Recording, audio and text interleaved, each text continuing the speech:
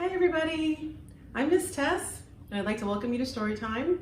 Today's story is the story of the Three Little Pigs, retold and illustrated by James Marshall, and it is available for download on Hoopla. I hope you enjoy it. The Three Little Pigs, retold and illustrated by James Marshall.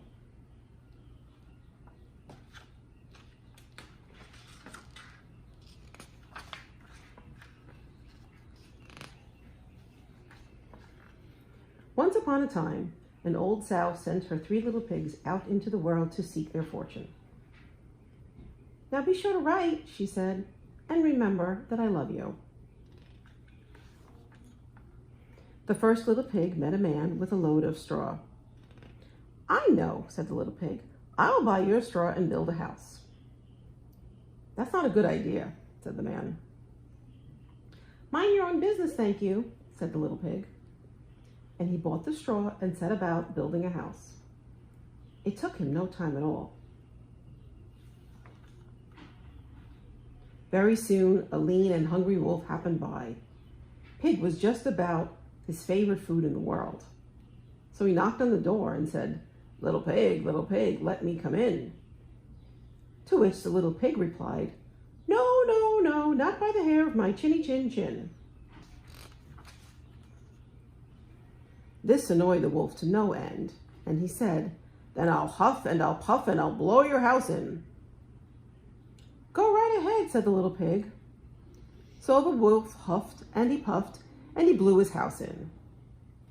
And he gobbled up the little pig. The second little pig met a man with a load of sticks. "I've got it," said the little pig.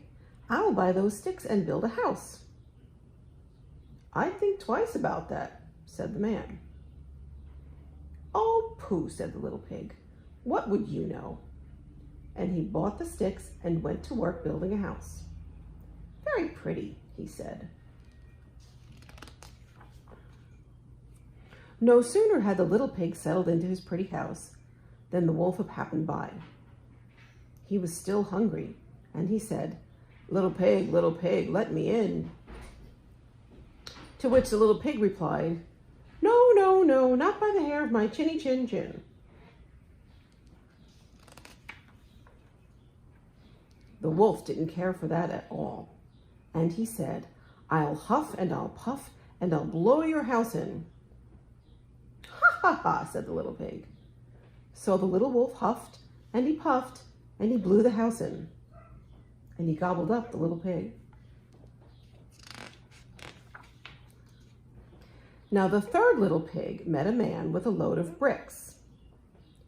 "These bricks will make a fine, sturdy house," said the man. "Capital idea, my good fellow," said the little pig. So he bought the bricks and set about building a house. It took him quite a bit of time, but it was all well worth it.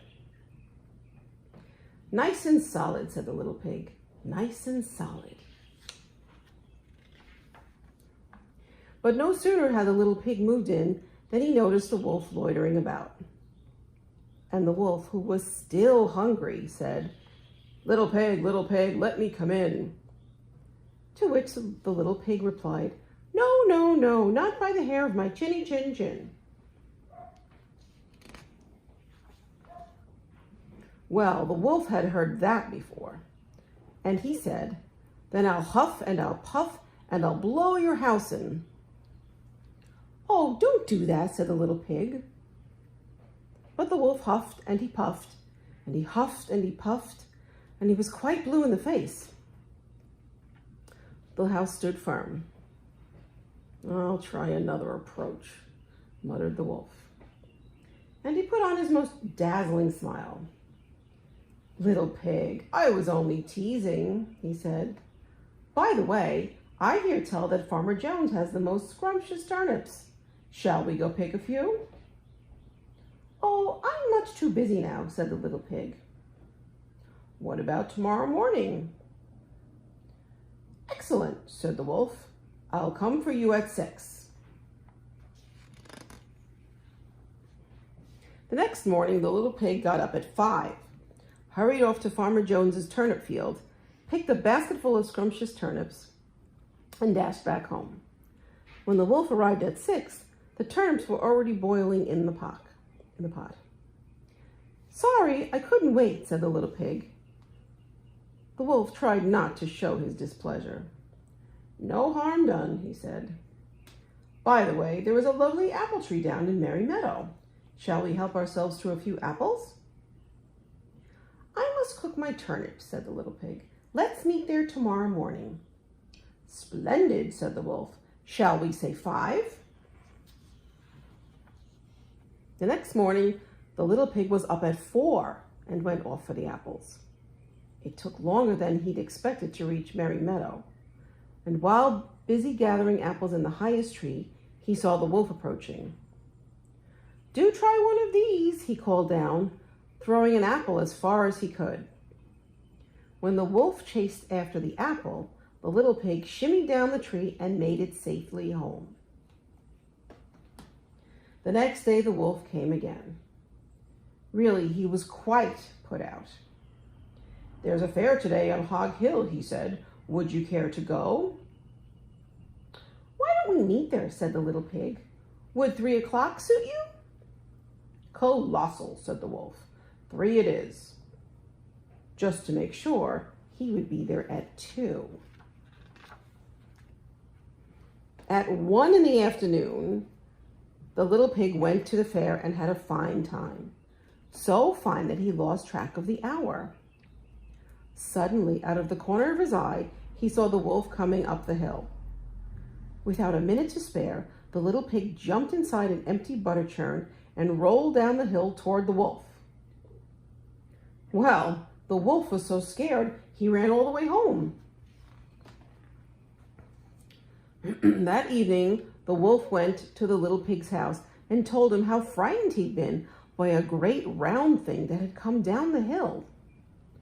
"Frightened you, did I?" said the little pig.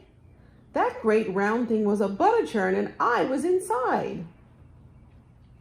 This was simply too much for the wolf to stand. "I've been nice long enough," he cried. "I'm going to eat you up right now." And he climbed onto the roof. When the little pig saw this, he put a big iron pot in the fireplace and quickly stoked the fire. "Here I come," cried the wolf. "Dinner time." "You can say that again," said the little pig. And he cooked the mean old wolf and gobbled him up. The end.